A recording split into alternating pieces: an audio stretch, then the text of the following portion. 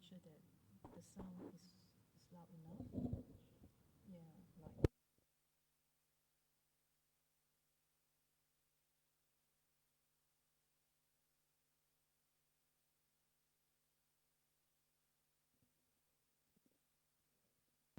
yeah, you can check it.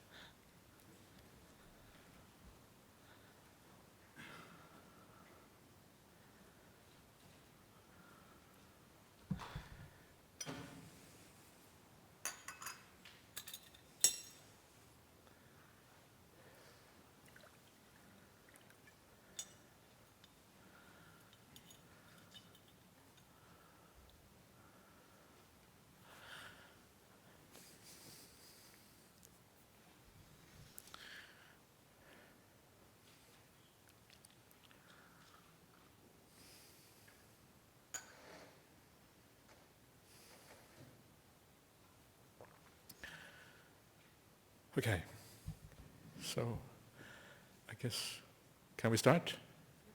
Yeah? Christina, you're the boss? Yeah? Yeah, okay, that's good. So let's start. So today's sutta is the Majjhima Nikaya 31. It's called the Culagosinga Sutta, which means basically the shorter discourse at Gosinga. Gosinga is a place name. So this is what this sutta is called. Not sure exactly where Gosinga is, but somewhere in the Vajjian Republic. Vajjian Republic is to the north of the river Ganges, north of the Magadha, basically that's where it's situated. And this particular sutta, again, the reason why I have chosen this sutta is because it's one of the suttas that we haven't done before here. So sometimes I just take the suttas that we haven't done before, which is nice because sometimes you have your favorite suttas, but if you read those all the time, and that's all you do, then you miss out on stuff that you have forgotten about that actually was there in other suttas. So sometimes it's nice just to pick almost a random sutta and then do that, because there's always things in there which are interesting in the suttas. It's always exciting stuff.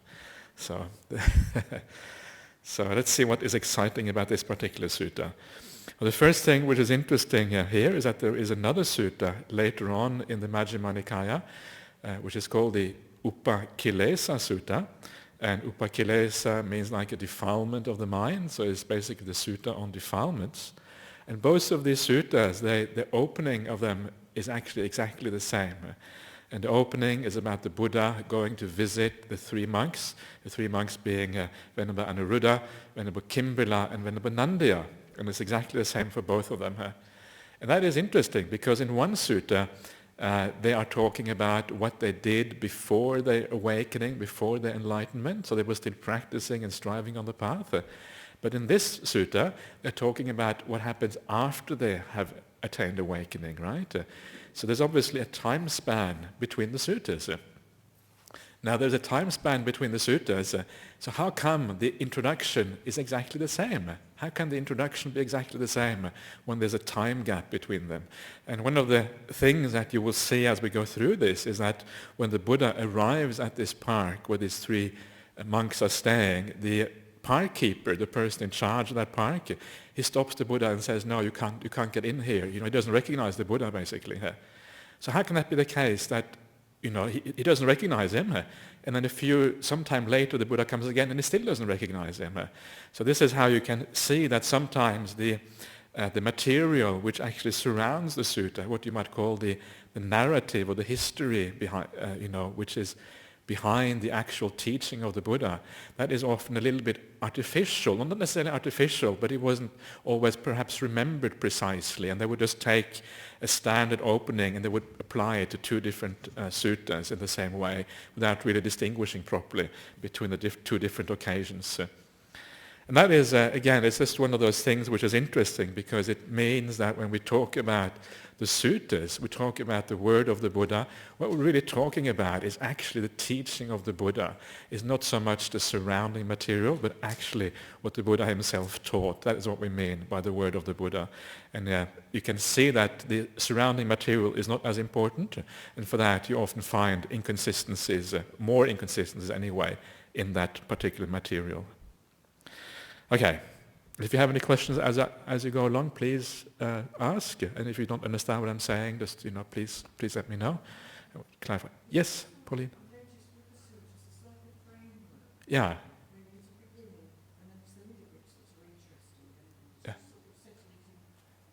Yeah. That's exactly right. Yeah. That's what I mean by narrative. The narrative is like the introduction, right? The Buddha was living there, and then he met the monks, and they kind of sat down together, and then the Buddha said, and that's where it kind of starts, right? Yeah. So that's how it's structured, and it's interesting in the if you look at the in the Vinaya, the part of the Buddhist canon which talks about the discipline, or not the discipline, the training, if you like, of the monastics. There's a chapter in the Vinaya which is about the first council. The first council is where they all met together and they recited the suttas, right? Now at that first council, the way it is described is that they would first ask, well, say, this is, recite the Brahmajala Sutta. And then they would ask, where did that take place? who was it with reference to? Who was the kind of person it was spoken to, right? So in other words, the reason they must have asked that was because that wasn't part of the sutta originally. So they asked, where was it?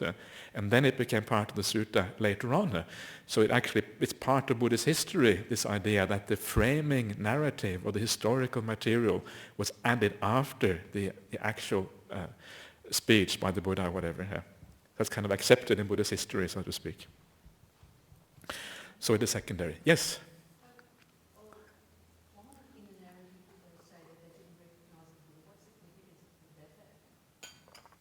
That is actually quite significant, I think. And the significance there, I might as well talk about it now, I suppose, but the significance, I think, is just that the Buddha was an ordinary monk, right? That's really the significance of that. They couldn't recognize him, he didn't stand out. Sometimes in the later commentaries, it says that the Buddha was 3 times the height of an ordinary person. Now, if he really was 3 times the height of an ordinary person, which it doesn't make any sense, but if that really was the case, it would have been everybody in the whole of India would have known about this. And it would have been very obvious he was coming, if he was coming. Or you have this idea of the 32 marks of a great man. That's another thing which is mentioned in the suttas, the Mahapurisa Lakkhana. And again, if somebody had those marks, and some of them were quite strange, like a protrusion on the head, like an eyebrow which went all the way across, his arms being very long, and all these kind of strange things, then of course people would have recognized him straight away, right? So the significance of the fact that the park keeper didn't recognize the Buddha was that he was an ordinary monk. And there's many other places in the suttas you can see that as well, that he must have been an ordinary monk. He would have exchanged a robe with another monk. Another place where somebody doesn't recognize him, he just takes him to be an ordinary monk. So there's a lot of arguments for that. And it kind of undermines some of the mythology of the Buddha, which is kind of things that have come up later on, which obviously doesn't make sense. Yeah. Okay, let's start on the sutta and see what happens. Thus have I heard, on one occasion the Blessed One was living at Nadika in the brick house. Now, on that occasion, the Venerable Anuruddha, the Venerable Nandya, and the Venerable Kimbila were living at the park of the Gosinga Sutta wood. Then, when it was evening, the Blessed One rose from meditation and went to the park of the Gosinga Sutta wood. The park keeper saw the Blessed One coming in the distance and told him, "Do not enter this park, recluse. There are 3 clansmen here seeking their own good. Do not disturb them." So here you have the Blessed One, first of all, living in Nadika in the brick house. This is one of the few references to bricks in the suttas. Usually there's very little reference to bricks there, certainly not for the monastic dwellings. So that is a little bit interesting in its own right. And then you have these 3 monks living together there, and they were obviously companions for a very, very long time. And that's why they started off, and then they all became arahants together, so to speak. And then the Buddha, he goes there. And again, that was what Lynn was just asking about. He comes to the park. This is not really an ordinary park. It's called the Vanadaya. A Vanadaya is more like a forest grove. And this was salt trees, forest grove salt trees. So it was more like a natural landscape in a sense than an artificial park. What we today would call a park is much more artificial. This would be much more like a natural landscape in a sense. And so the Buddha comes there and then, "Don't enter the park, recluse or ascetic, samana." So he obviously has no idea who it is, right? Otherwise he wouldn't have said that. There are these clansmen, these are the Kula Putta, the son of like a family. So these are kind of the families these are kind of the establishment in ancient India. So this would have been like good family is often a translation of Kula. So the point here is that even if you came from a good background, you had an education and you had enough wealth, you would still go forth.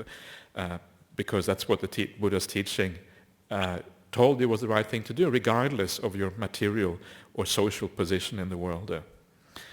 And interesting here, they are seeking their own good, right? Don't disturb them because they're seeking their own good. That's an interesting way of putting it. Often you would say that, well, they're seeking to save the whole world, That's why you shouldn't disturb them. It doesn't say that. They're actually seeking their own good. They're searching for their own awakening and for their own happiness. And that is why you shouldn't disturb them. It's an interesting little thing that, searching for your own good actually has this kind of priority here. And it's quite different from how we often tend to look at things in the West. And it's different from the Bodhisattva ideal, right? Bodhisattva ideal is about helping everybody else. And then, forget about yourself. It doesn't matter so much, but everybody else matters more. Here, seeking your own good is primary. And of course, these three monks, Anuruddha, Kimbila, and Nandya, they are not known really for having given all that many teachings. Anuruddha gave some teachings, and it was quite common, at least for some monks and nuns as well, I presume, in those days not to become teachers. They would just become arahants. And then they would kind of just, sit in the woods and meditate and be peaceful and nice. And that was fine. That was perfectly okay here.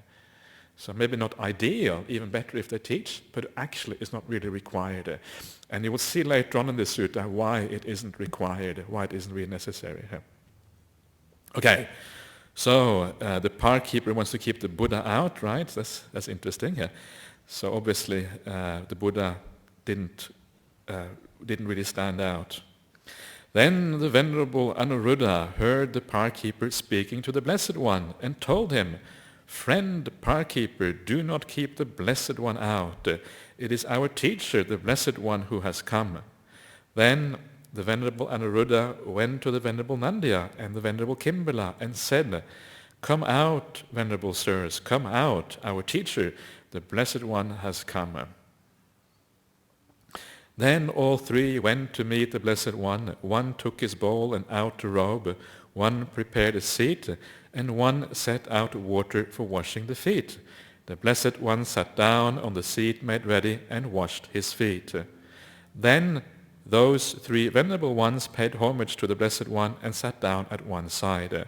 When they were seated, the Blessed One said to them, "I hope you are all keeping well, Anuruddha. I hope you are comfortable. I hope you are not having any trouble getting alms food." So here you can see how monks would act in the presence of the Buddha, right? They would meet him, they would carry his bowl and robe, they would make a seat ready for him. This was kind of the appropriate etiquette to how to deal with your teacher in those days. But one thing that the Buddha doesn't do, what they don't wash his feet. The Buddha washes his own feet. And this is quite interesting. This is throughout the suttas, the Buddha washes his own feet. And even in the present day, you actually find that sometimes lay people will wash the feet of monastics or monks. But the Buddha washed his own feet, right? That's interesting. So we have sort of made things into even more. We have kind of, but maybe we have gone too far sometimes in the way we kind of, treat putting people on the pedestal a little bit too much, because even the Buddha wasn't put on such a pedestal in those days. So that's fascinating here. And then the Buddha says, and this is what you often find in the suttas, that the Buddha starts off by saying, by having a pleasant conversation with the people that he meets. And this is, important, and it's interesting that even the Buddha did this. This is what we expect in the modern day. This is what you expect throughout history, that you have a pleasant conversation first. And even the Buddha does that. I hope you are well, right? I hope you're comfortable. I hope you have no trouble getting alms food. A kind of basic kindness and compassion that you expect between people. So it's not about just talking Dhamma. It's about also just being friendly and nice. "We are keeping well, Blessed One. We are comfortable, and we are not having any trouble getting alms food. I hope, Anuruddha, that you are all living in concord, with mutual appreciation, without disputing, blending like milk and water, viewing each other with kindly eyes." Certainly, Venerable Sir, we are living in concord with mutual appreciation, without disputing, blending like milk and water, viewing each other with kindly eyes. So this is the ideal way of living together in the monastic life. Not just the monastic life, any life of course, family life, Buddhist society life, any organization, society at large, is this idea of living together in concord, in harmony. It doesn't mean that you always agree with each other necessarily. Sometimes you have differences of opinions. But as it says in the suttas, when you meet together, you're in harmony, then you have a discussion, and then when you leave afterwards, you're in harmony again. In other words, you discuss in such a way that it doesn't lead to problems, disputes, and all these kind of things. And this is actually quite important. It's one of the suttas in the Anguttara Nikaya 3, which talks about the development of samadhi or meditation. And what it says there is that for samadhi to really be able to take off, you have to start off with this idea of harmony and being at ease with each other, having a kind of friendly attitude to each other. If you haven't got that, you won't be able to attain samadhi. Samadhi is based on the sense that you have this mutual appreciation. So it's actually very important. If you have too many arguments, then it leads to an unpleasant atmosphere in a group of people, right? If you're in the monastery and everybody's arguing with each other and there's no friendliness, it's impossible to sit down and be peaceful afterwards. But when you feel that there's a sense of trust, a sense of goodwill, a sense of harmony, a sense that other people respect you and that you everything is very smooth and nice, then meditation becomes possible. That is just as true here for the Buddhist society as it is for a monastery, right? So it's one of the great things to develop also part of the Buddhist society or in family life or whatever it is, this idea of mutual appreciation and harmony. Blending like milk and water, right?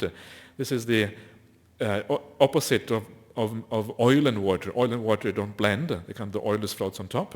Milk and water, they blend. And viewing each other with kindly eyes. Piya chakuhi sampassati or something like that. Piya means like dear, right? You're dear. You look at other people and you feel a sense of you are dear. They are dear to you. This is how you deal with other people. So this is one of the things that we should, I think, all Buddhists, we should try to live up to that kind of standard. And so then the Buddha asked, well, but Anuruddha, how do you live in this way? Venerable Sir, as to that, I think thus. It is a gain for me, it is a great gain for me that I am living with such companions in the holy life, the brahmacharya. I maintain bodily acts of loving kindness towards those venerable ones, both openly and privately. I maintain verbal acts of loving kindness towards them, both openly and privately. I maintain mental acts of loving kindness towards them, both openly and privately. I consider, why should I not set aside what I wish to do and do what these venerable ones wish to do? Then I set aside what I wish to do and do what these venerable ones wish to do. We are different in body, Venerable Sir, but one in mind. So this shows you how you develop loving kindness to the people who are in your community. And one of the interesting things here, you will see that the loving kindness, it starts off with how you relate to the people around you. And how you relate to them is with a sense of appreciation, right, and gratitude. It is a gain for me, it is a great gain for me that I'm living with such companions in the holy life, right? This is how you start off. You start having an appreciation for these people. And that is when loving kindness becomes possible. You can't have loving kindness to people you don't appreciate. If you think, I hate this person, then you're not going to be able to have loving kindness for them. And this is, this is one of the things that I try to do. I don't know if you come here on Friday night, and sometimes I like to sort of, encourage that. Think about all these people around you who are part of this Buddhist society. Think about all the good qualities in these people. It's so easy to focus on the negative things, but there's so much goodness there, so much beautiful qualities and intentions and a way of living your life. And when you focus on that, you get a sense of appreciation for the people around you, right? So this is how you kind of make a foundation for loving kindness to become possible. So you look at people in that way. You look at the good qualities in people, and then you have that foundation in place. You feel gratitude. Wow, how wonderful it is that I have such companions. Thank you for being my companions. And then when you have that feeling, then you can have loving kindness. It's not always easy to do, but it's something you can develop gradually over time. So that is good both for monasteries and also good for the Buddha Society or whoever. And then, of course, based on that, I maintain bodily acts of loving kindness towards those venerable ones, both openly and privately. And this is an important point, right? And sometimes when we think about metta or loving kindness, we think that it's about meditation practice. You sit down, may all beings be happy and well. But of course, the point is that to do that in the mind is actually quite difficult. But to do it in body, first of all, is much easier. So you act with kindness towards other people. This is much more easy to do than to do it mentally. And when you do that, when you act with kindness towards other people, it's like you are starting to change.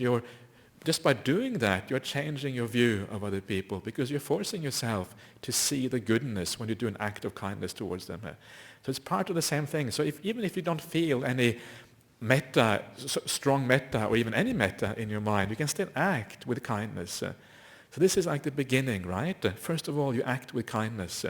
So you do things which are kind. You do little acts of service. You hold the door open for somebody, or you just have a nice body language which gives this feeling that people can relax around you, and all those kind of things.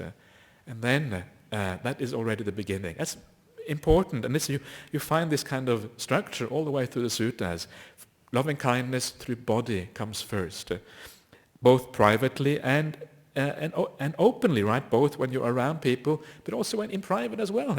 You still don't, you don't sort of pretend to be very nice in public, and then in private you're really aggressive and angry. You have this kindness all the time with you. You carry that with you throughout the day, wherever you are. And then verbally, same thing, right? Again, you are verbally kind. You use the 4 ways of right speech, right? Speaking softly, speaking in a way which goes to the heart, and all these kind of things, both openly and in privately. Maybe, I don't know how much you speak privately when you're by yourself, but sometimes they say that's a sign of madness. I'm not sure. And then lastly, of course, in the mind, mentally as well. You actually think about other people in kind ways as well. And all of these things are a training. They're not something you can just switch on like that, but you have to train yourself to be able to do these things. And then based on that, you think, why shouldn't I put aside what I wish to do and do what these venerable ones wish to do instead? And then you do that. And then you are like one in mind. In other words, they all have kind of this idea of loving kindness, right? And they're all helping each other out. I think this is what it's meant here by one in mind. And they're all kind of acting together, so to speak.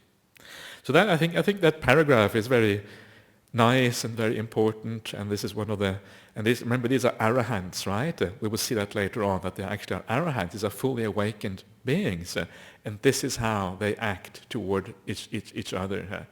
So obviously this is the example that the awakened one set, right? This is how they act, and then we try as best as we can to also live up to that example. Okay. The Venerable Nandya and the Venerable Kimbala each spoke likewise, adding, "That is how, Venerable Sir, we are living in concord with mutual appreciation, without disputing, blending like milk and water, viewing each other with kindly eyes." And the Buddha says, good, Anuruddha, I hope, and then he goes on, I hope that you all abide diligent, ardent, and resolute. Surely, Venerable Sir, we abide diligent, ardent, and resolute. But Anuruddha, how do you abide in this way? Before I go on to that, I just want to have a little bit look at these words, diligent, ardent, and resolute, because they are obviously important words here. They are kind of the clues that we are talking about. And the word behind diligent here is appamada, which is of course one of these very basic words in Buddhism. And diligent is not really a very good translation behind appamada, because appamada means the opposite of being kind of, it's like being heedless, not being careful, not really thinking properly, not using yonisomanasicara, not actually reflecting properly on what you're doing. That is what pamada means. You are like deluded, you are kind of intoxicated or whatever. You don't understand what you're doing. Appamada is the opposite of that. So appamada means, and I think the best translation for appamada is heedfulness. It's not perhaps all that common a word in English, but once you get the idea what heedful means, it means like you're careful, right? You're thinking about something before you do actions. You reflect about things. That's what heedful means. And diligent in English usually means that you're working really hard. That's what it usually means. You're kind of working, getting on with the job or whatever. That's not really what it means here. It has more of a sense of being careful, making sure that you are, moral and all these kind of things. So that is an important distinction there. And then the second word is ardent. Ardent is the Pali word is atapi. And atapi in Pali basically seems to mean something like being energetic. So you are energetic. The word ardent is not necessarily a very clear word, but essentially being energetic. And the last word, resolute, this is pahitatta in Pali. Pahitatta is related to the word padana, the samma padana is the four right efforts. So this is related to the four right efforts. So what this means is that you're making an effort, you're exerting yourself. That's what pahitatta basically means. So you are heedful, energetic, and exerting yourself. This is what this means. And this, of course, is something that you have to do throughout the entire path, right? The entire path is about exerting yourself in the right way so as to move forward. And this is then how they reply to this, how they do this. Venerable Sir, this is how we do these things. As to that, whichever of us returns first from the village with alms food, prepares the seats, sets out the water for drinking and for washing, and puts the refuse bucket in its place. Whichever of us returns last eats any food left over, if he wishes. Otherwise he throws it away where there is no greenery, or drops it into water where there is no life. He puts away the seats and the water for drinking and for washing. He puts away the refuse bucket after washing it, and he sweeps out the refectory. Whoever notices that the pots of water for drinking, washing, or the latrine are low or empty, takes care of them. If they are too heavy for him, he calls someone else by a signal of a hand, and they move it by joining hands. But because of this, we do not break out into speech. But every 5 days we sit together all night discussing the Dhamma. That is how we abide diligent, ardent, and resolute. So this is basically shows you how these arahants live their life together, how they work together, how they kind of why everything is so works very smoothly, because they have like a nice routine and everybody's helping out. But it is slightly unusual that this is what is meant by these words, heedful, energetic, and striving. Because usually the words for heedful, energetic, and striving usually refers to how you use your mind, right? Right effort, whether you think with loving kindness, that you kind of overcome the negative states of mind, that you practice meditation and satipatthana and all these things. That is the usual meaning of these words. And it's quite rare that it refers just to conduct in this way. And in fact, the Chinese version of this sutta, I think there are 3 Chinese versions of the suttas, and at least 2 of them, they place this paragraph at the very beginning, showing just how these monks live together. And it doesn't describe it as this is how they live heedful in this way. It's just a description of how they live their life together. And perhaps that is a more likely way of reading the sutta, because it is a little bit strange that this should be considered how you live rightly. Of course, this is great, but it's a little bit too preliminary to be called heedful, energetic, and putting in effort, striving. Anyway, Just a quick look at what they are doing here. So I think most of this is fairly obvious. He throws it away where there is no greenery. Apaharita. Apaharita means where there's little greenery, quite literally. Often greenery, harita, actually means where there are kind of crops, right? Where you grow things like vegetables or crops or cereals or something like that. That's often what it means. So you don't throw it away where people are growing things like the fields or whatever. Either that or it just means where there's little greenery. It's not entirely clear what exactly it refers to. And also you drop it into water where there is no life, presumably to avoid destroying life. And then, I don't think there is all that much to be said about this, perhaps. And this idea that you don't speak too much, right? And then every 5 days we sit down all night discussing the Dhamma. In the Chinese version it says either they discuss the Dhamma all night or they just sit in what they call noble silence, which basically means practicing meditation together, possibly going into the jhanas and that sort of thing, because they're arahants. So that is how they abide, heedful, energetic, and striving together. Okay. And then the Buddha says, good, Anuruddha, but while you abide thus, diligent or heedful, energetic, and striving, have you attained any superhuman state, a distinction in knowledge and vision worthy of the noble ones, a comfortable abiding? So superhuman state, right? So here we are getting into the real thing, what Buddhism is all about. The superhuman state, the states that go beyond the ordinary human experience. So this is where the Buddha asked them, well, have you actually attained anything really worthy of a monastic? And here Anuruddha answers as follows.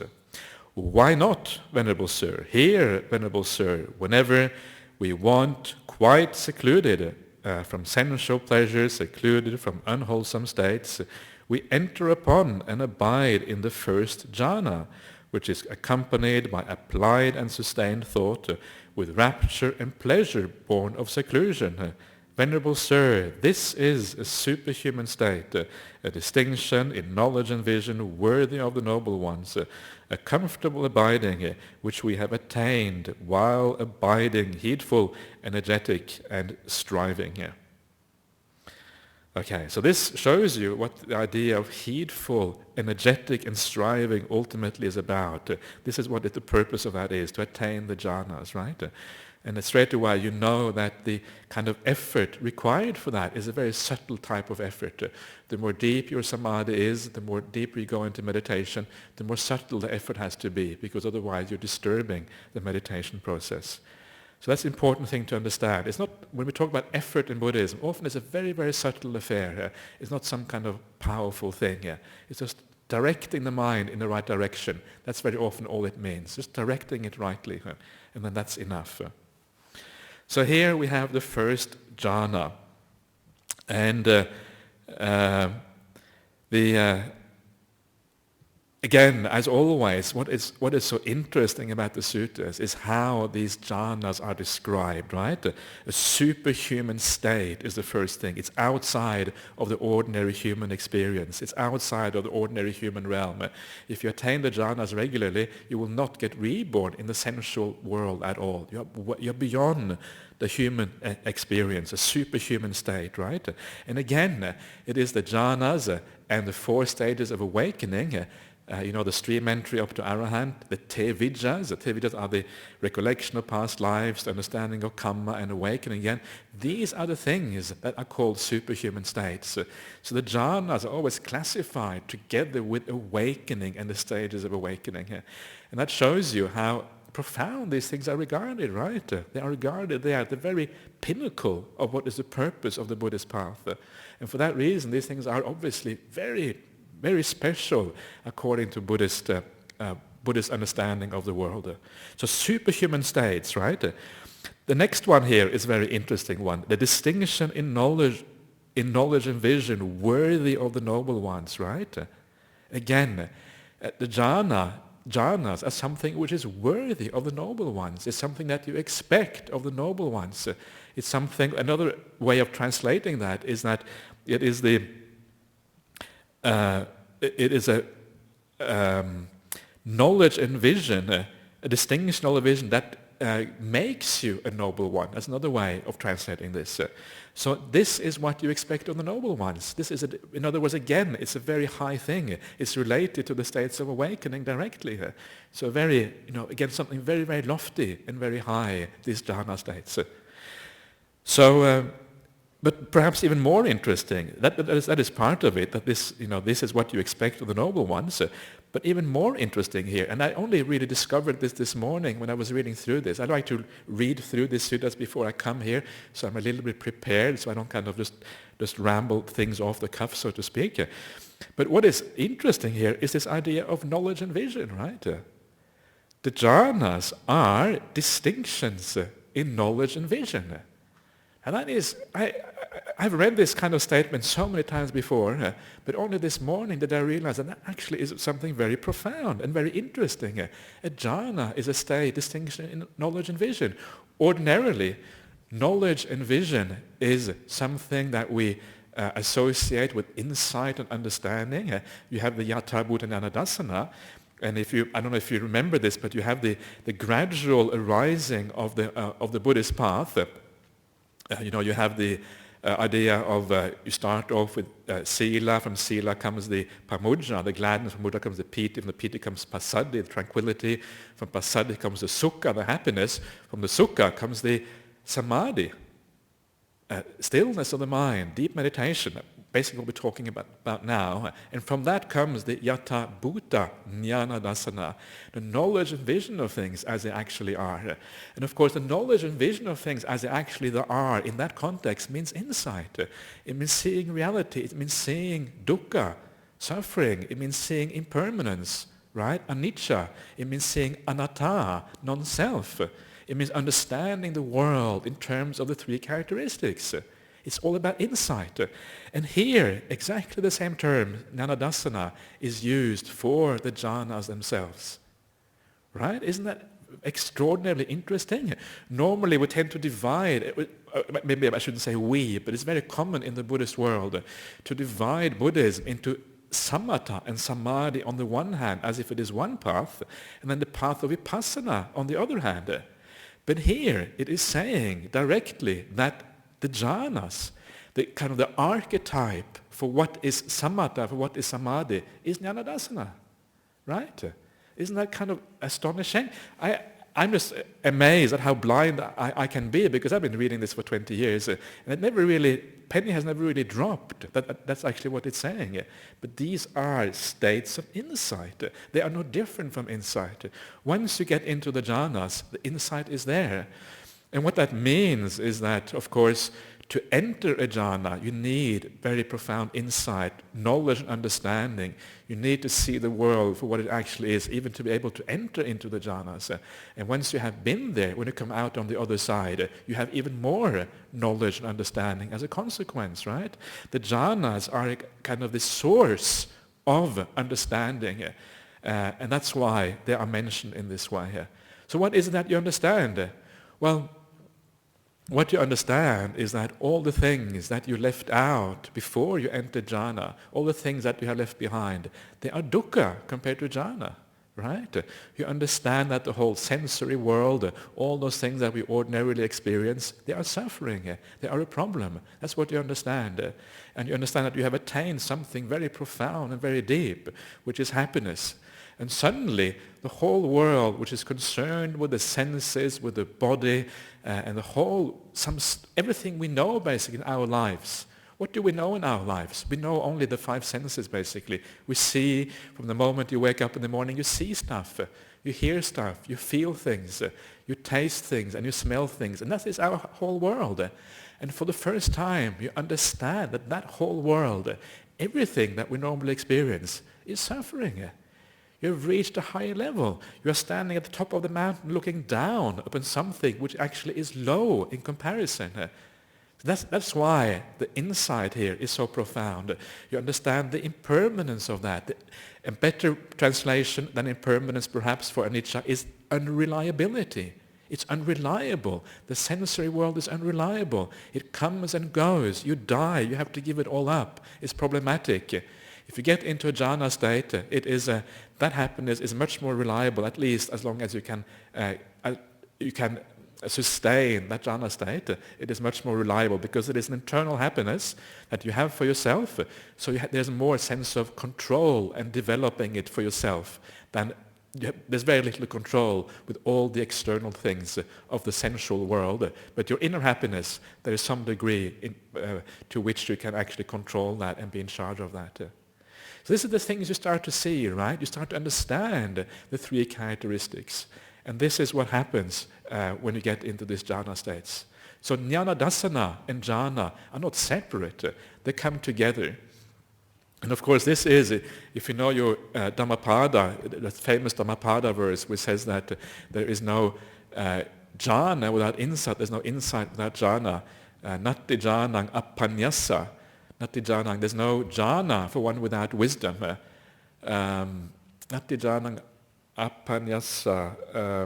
Anyway, something like that. And then the next one, there's no insight without wisdom, there's no wisdom without insight.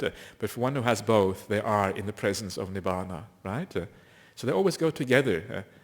And this is, I think, one of the fundamental misunderstandings of many people in Buddhism, this idea that it's possible to divide samatha and vipassana, pull them apart, and somehow make them into different paths. They're not. They're one and the same path, always going together. It's such an important thing, and I'm not really sure how it is that we have got into this idea that these things can be separate somehow. Anyway, I thought that was very interesting when I read that this morning. It suddenly occurred to me how important that actually is. It never really occurred to me before. Okay, then it says it's a comfortable abiding, right? The first jhana is a comfortable abiding. It says that about all the subsequent jhanas as well. It's a bit of an understatement, isn't it? A comfortable abiding. It's like, and this is one of the things about the Buddha. When he says it's a comfortable abiding, he really means it is a comfortable abiding. It doesn't mean just a little bit comfortable. It means comfortable in a very profound sense. And that is important, again, for understanding the suttas. How do we interpret things when the Buddha uses words in this way? And the Buddha tends to use word in a very kind of absolute sense, in a very high sense. So when the Buddha says it's a comfortable abiding, he doesn't mean you kind of chilling out in front of the TV or something like that, right? He means something much more than that. He means that you really have a very, very profound sense of well-being. And throughout the suttas, it's important to remember that. When the Buddha says that you have given up vitakka vichara, for example, here in the jhanas, it doesn't mean that you're just not thinking a lot. It means you really have given up all thought, right? The Buddha doesn't mince his words. It's not an understate. And if anything, he understates things. It always has a very high meaning. So when he says that thoughts are given up, he really means that thoughts absolutely, completely have been given up. There's no kind of slight remainder or leftover there. It really is gone completely. And this helps you to understand, to interpret the suttas. And this is often a problem, that people don't see how strong some of these very simple statements actually are. And this is why it can be challenging for people to understand the suttas correctly, because you haven't got enough experience to really bring these things together. So that is a comfortable abiding. So let's have a look at this jhana formula very briefly again, because it is quite important. It says here, whenever we want, yavad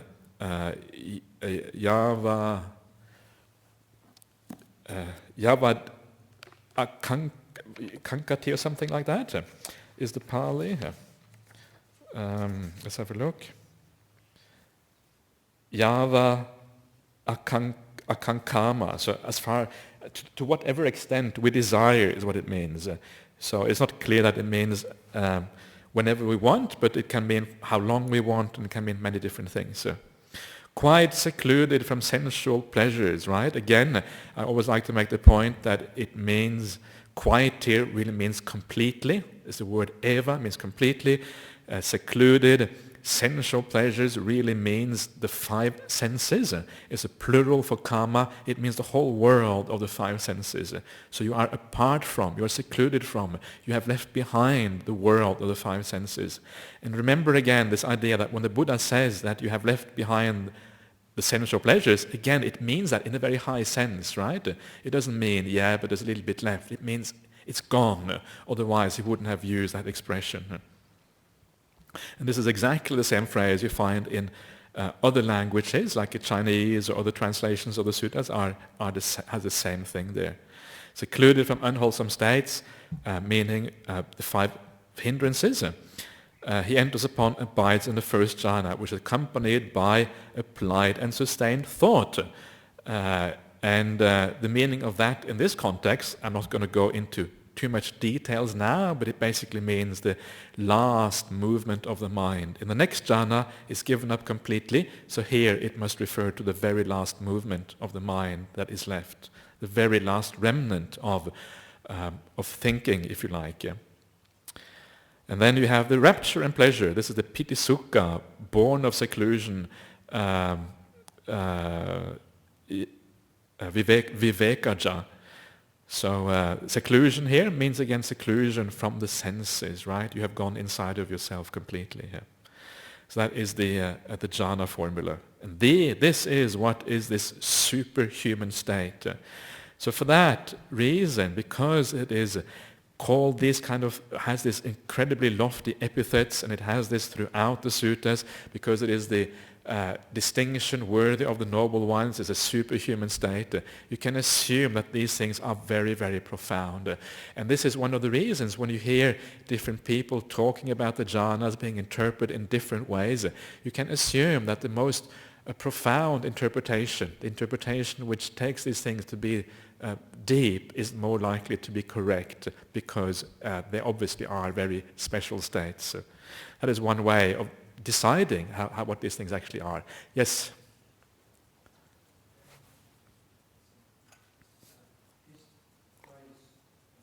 This phrase, whenever we want, you would say can mean to sort of the extent as well. Yeah. Yeah. It sort of seems to suggest that there's a non-attachment to this process of going into the Yeah. Yeah. Yeah. That's what they're striving for. It's just, Yeah. Whenever the circumstances Yeah. permit, they can just go in and they can come out again. Yep. Without that sense of loss. Right. Yep. Yeah. I think that's a good point. The this idea of yavadeva akankama, as far, basically quite literally it means as far as you want. That's what it means. And the meaning, as you say, seems to be that there is no striving there. There's no kind of, it's an easy thing. It's natural for them to enter these things. And I think this is exactly what's going on. If you're an arahant, if you have no defilements of the mind, it is just automatic. You just close your eyes and just woof, off you go, into samadhi. Sorry? Because they could live in that state the whole time. Not really, because it's not a state. You can't operate, function in the world in that state. If you saw somebody in jhana here, they would be sit like a rock, right? You would think they were dead probably. You think, what's going on? This person looks like they're dead. And after 3 hours you come back, they're still sitting like that, like a rock. And if you touch them, they don't know you're there, right? It's just we're talking about a completely different thing. You have basically left the world pretty much. So it only lasts, because of the physical body and all the things, it only lasts so long, and then you come out again. So yeah. Okay. So so that is the first jhana, and that is some of the meanings of the words around that. Everybody happy? Does that make sense to everyone, what I'm saying? Yeah? Happy with that? Yeah? Okay. So, so then we move on, and then the Buddha says, good, Anuruddha, but is there any other superhuman state, any other distinction in knowledge and vision worthy of the noble ones, a comfortable abiding, which you have attained by surmounting that abiding, by making that abiding subside? Why not, Venerable Sir? Here, Venerable Sir, whenever we want, with a stilling of applied and sustained thought, we enter upon and abide in the second jhana. With a fading away as well of rapture, we enter upon and abide in the third jhana.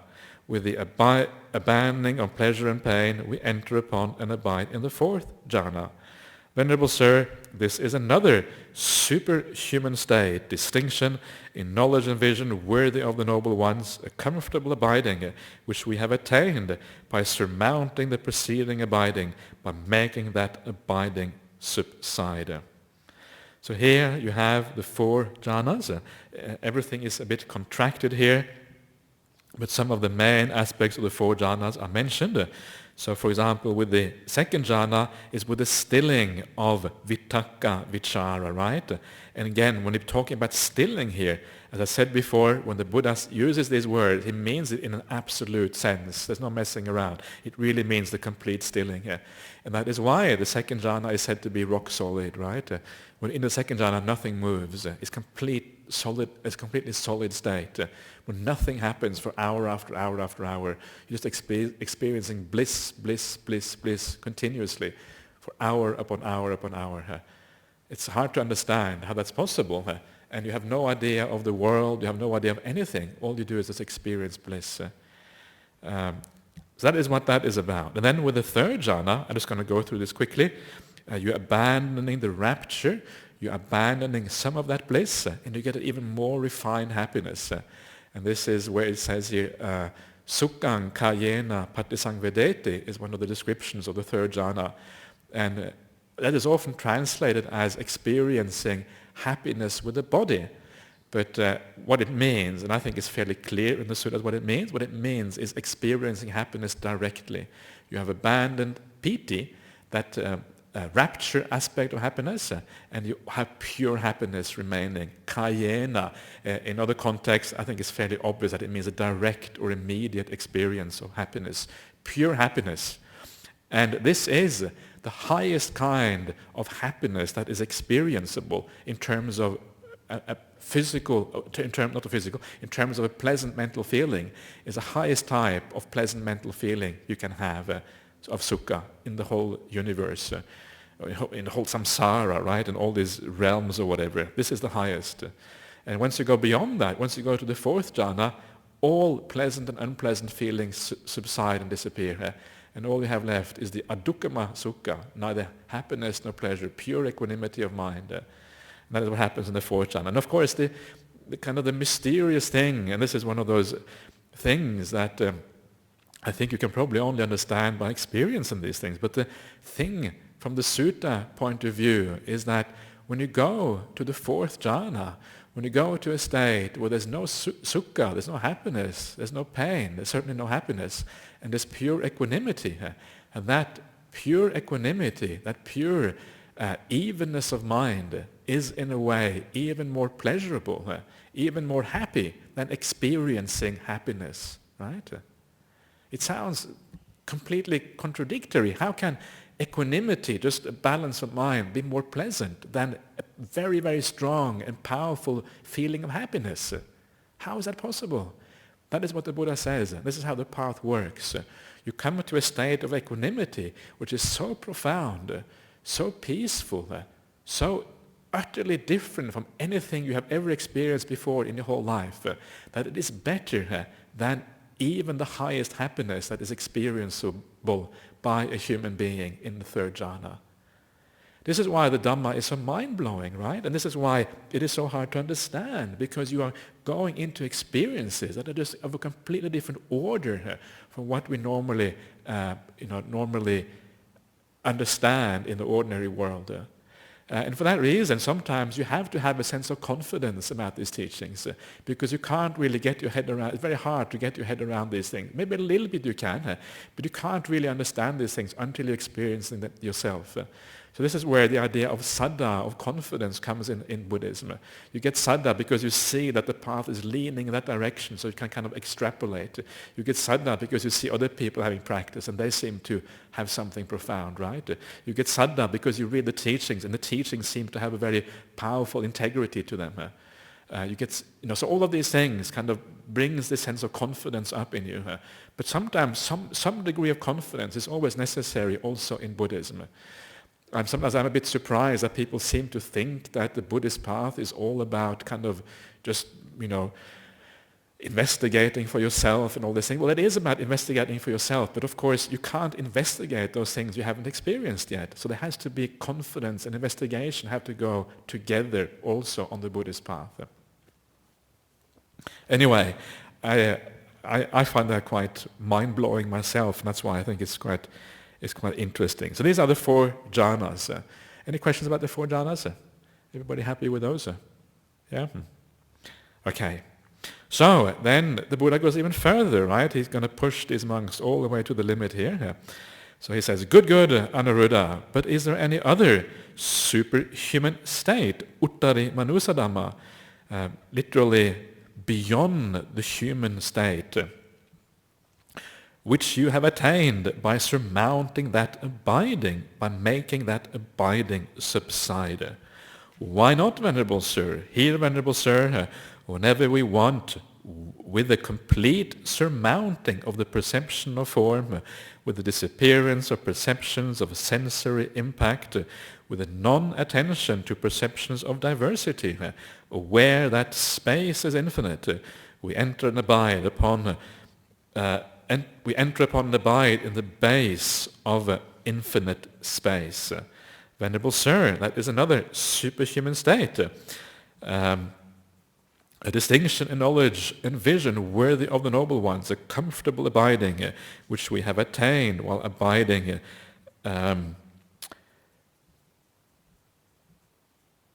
by surmounting the preceding abiding, by making that abiding subside. So here we're making the leap from the form realm into the formless realm, right? And this is why we talk about abandoning form. There is some aspect of the jhana, some aspect of that experience, which still has a residue of a form to it. Maybe the light in the mind or something like that, which is a residue from the form realm. And now we go beyond that. There's no form left at all. And you are aware, it says here, that space is infinite. I don't think that is, you are aware that space is infinite. It seems like space actually is infinite, and now you are aware of that. But actually, better way of translating perhaps is to say that you perceive that space is infinite. It's just a perception. It's a subjective experience. It's not a reality that you are aware of, which it might look like here. But you have the perception. Your internal perception is that space is bound, without bounds, without limit. Again, you're not aware of something which actually goes on forever, because that's impossible to be aware of that. But you are aware that there is no bounds to space. It just kind of goes on forever. And that's all you have, right? That's all that's going on here. You are aware that space has no bounds. And that is even deeper. That is even more happy than the previous experience.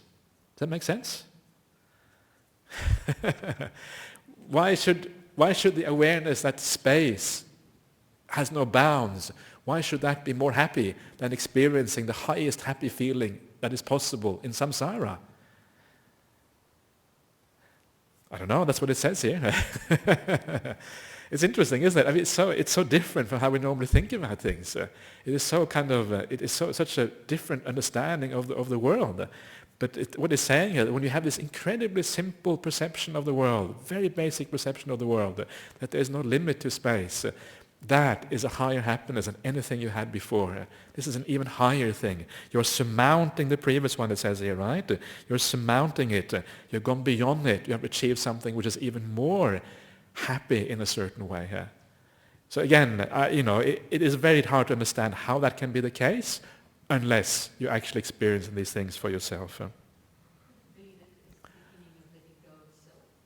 Yeah, that's part of it. I mean, in all of these states here, if something has come to a complete stop, there's no movement anymore.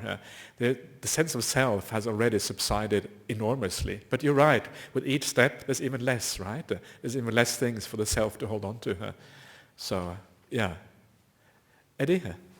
Yeah? Yeah.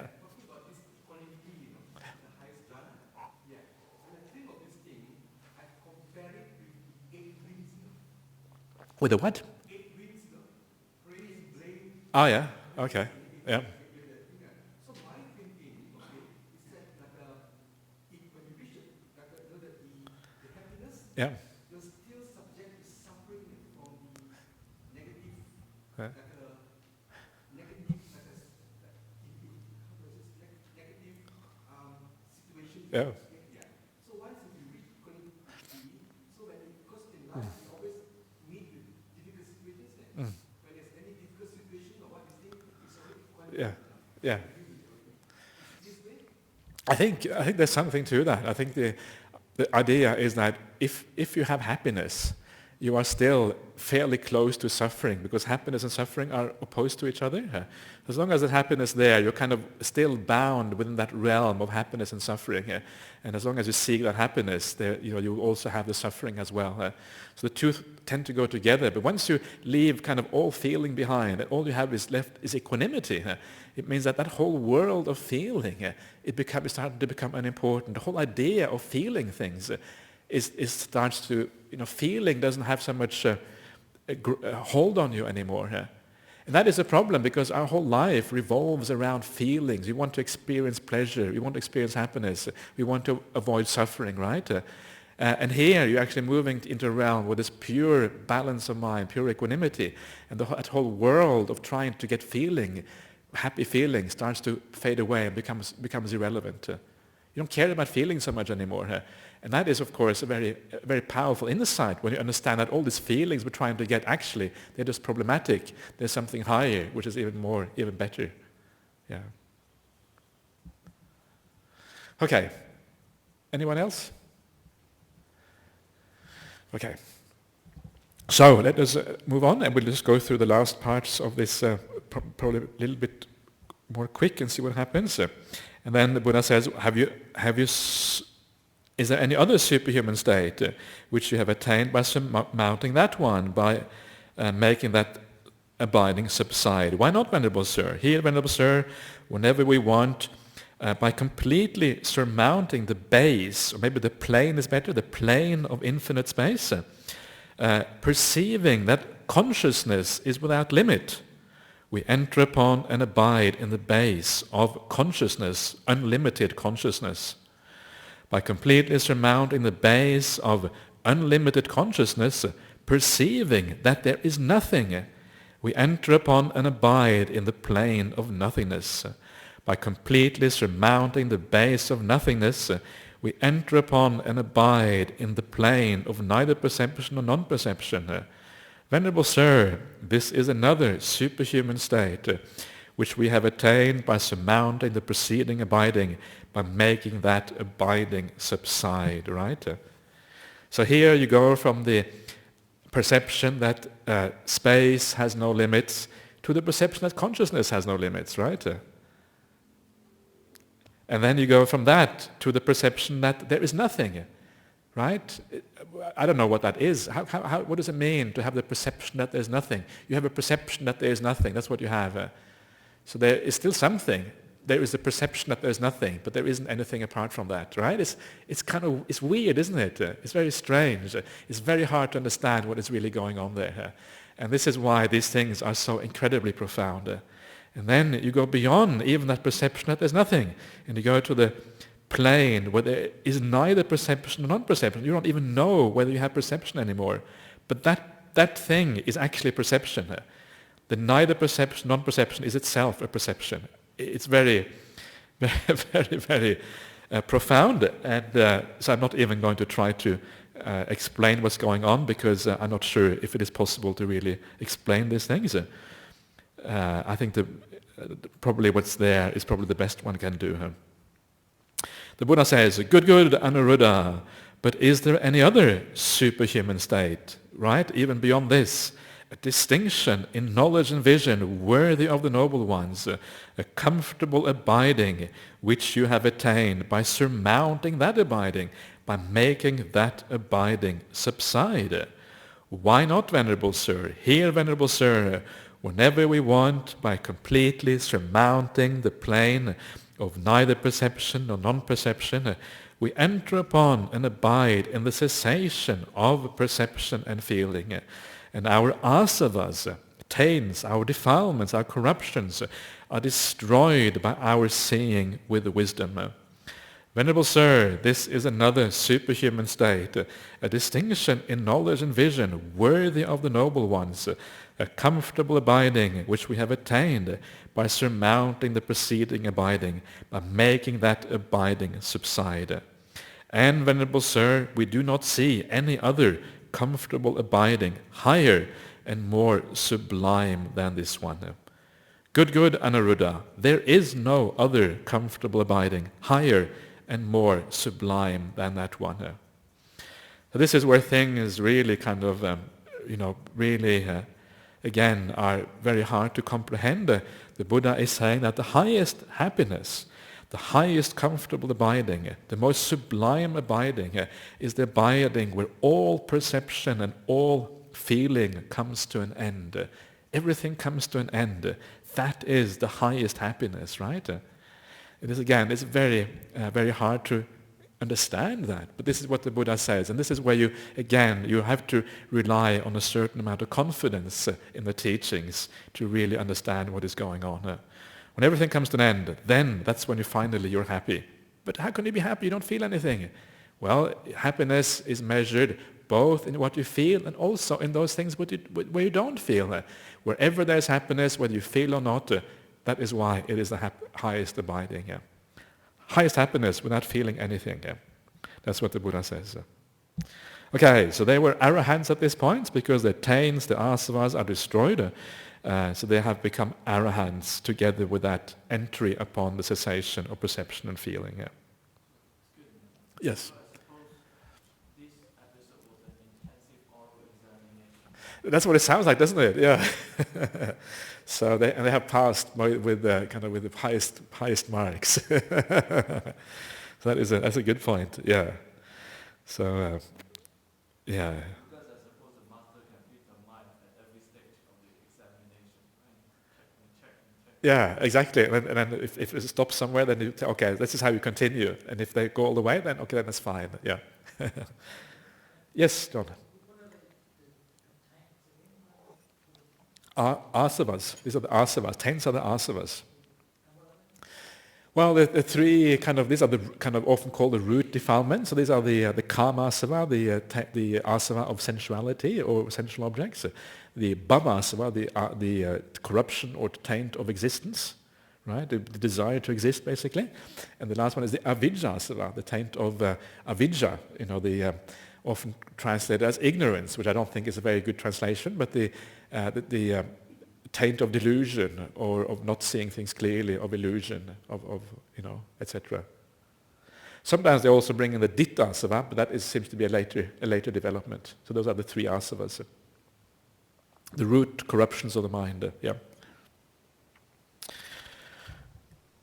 Okay, so now we are on the home stretch here of the sutta. And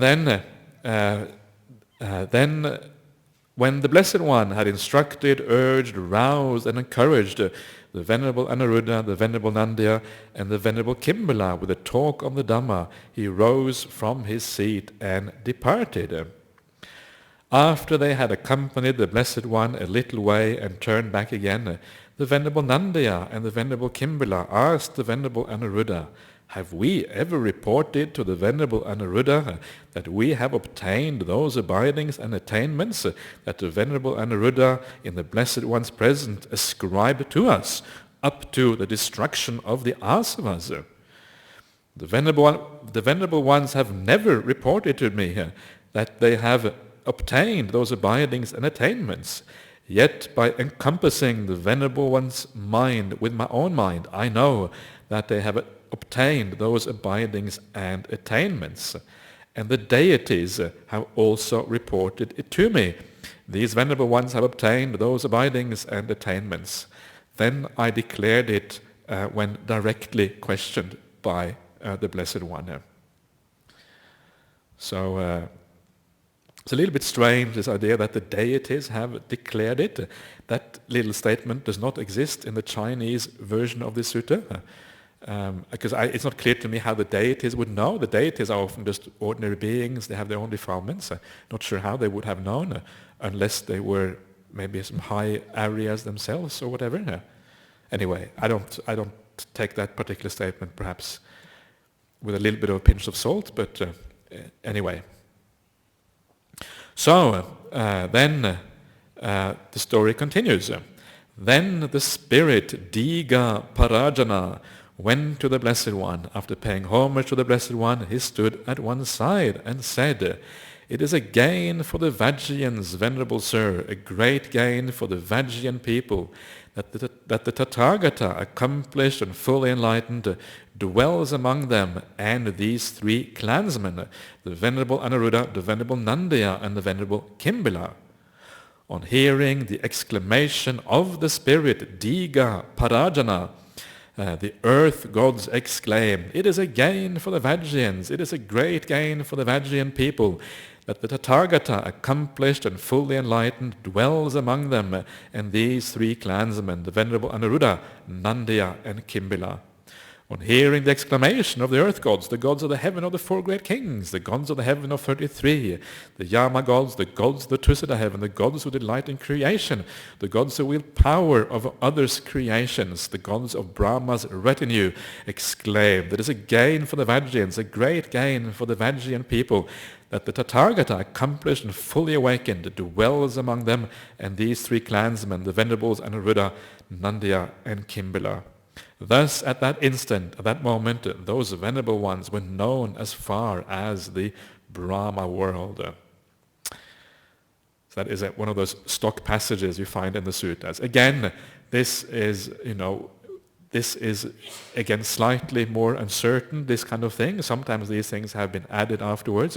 I think in some of the Chinese suttas, that particular paragraph does not exist. Even though the spirit Diga Parajana came to the Buddha, that seems to be everywhere, but not this idea that it goes through all the heavenly realms. So perhaps a little bit more uncertainty around that than the rest of the sutta.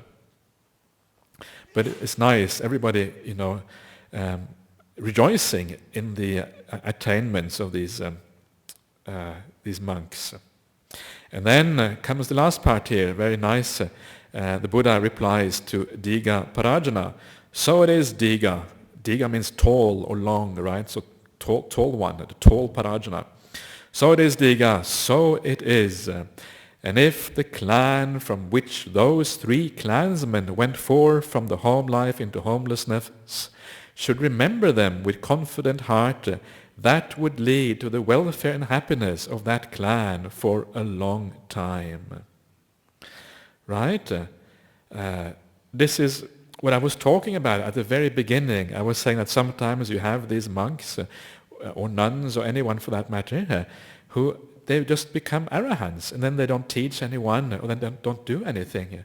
But here the Buddha says that all you have to do is if you remember somebody like that, somebody who is an arahant, and you remember that with a confident heart, with a heart of saddha, that is enough for that to be a long-lasting welfare and happiness of those people, right? The fact that you see somebody in the world who is an arahant, you understand that there is something higher in the world, and you gain confidence in that, because it means that your mind is inclining towards the Dhamma, is inclining towards something lofty here, and at the very least you will get a very good rebirth as a consequence of that, because your whole mental attitude is inclining in a good direction. So this is the power of having confidence in the right thing.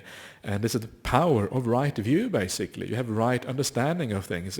If you have confidence in the view that if you blow up yourself and many other people in one go, and that will make you go to heaven, that is wrong view. And that is, from a Buddhist point of view anyway, it's a wrong view.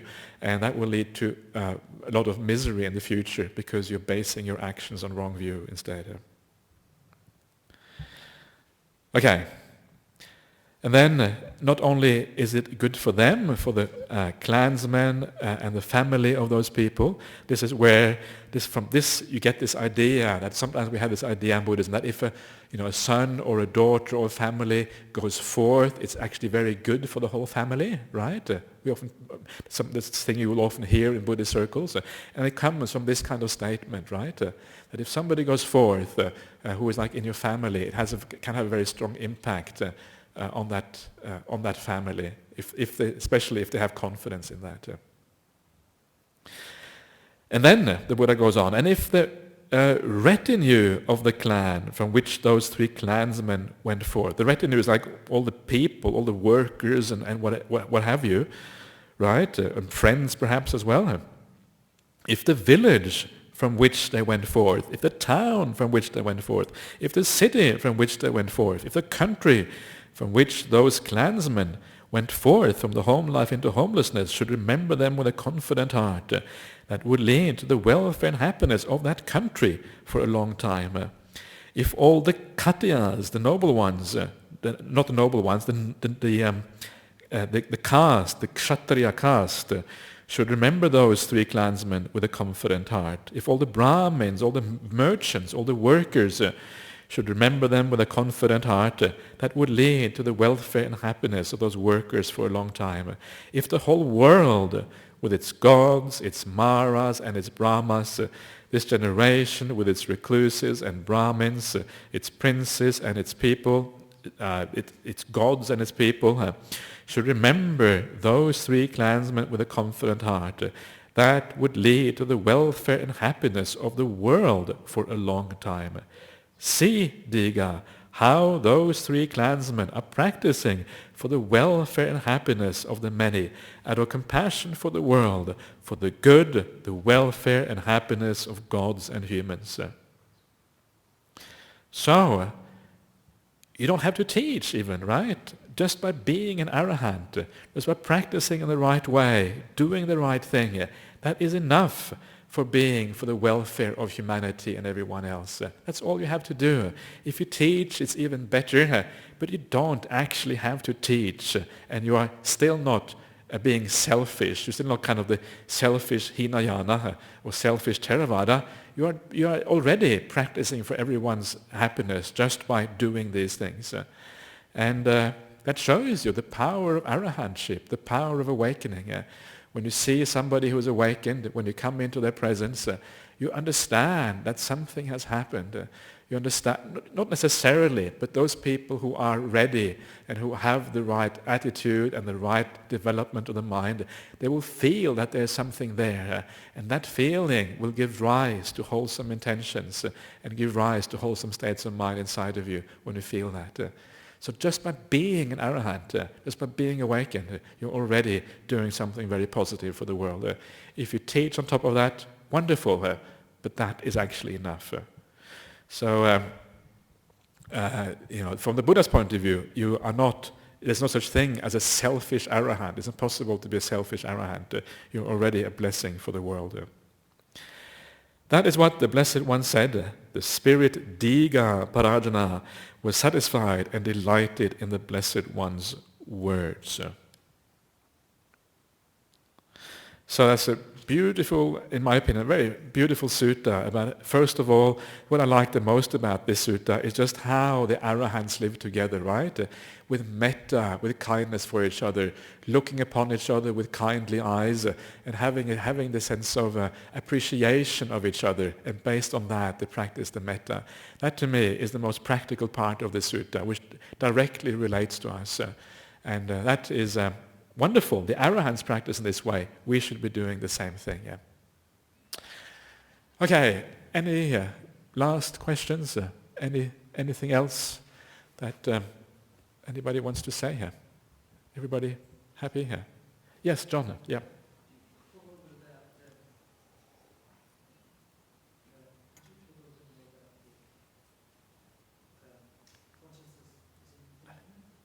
Consciousness being infinite.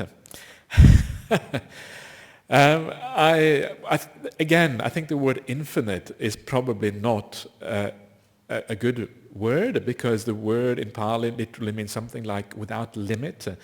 That is also the original meaning of infinite. It means not finite, basically, right? There's no boundary to it.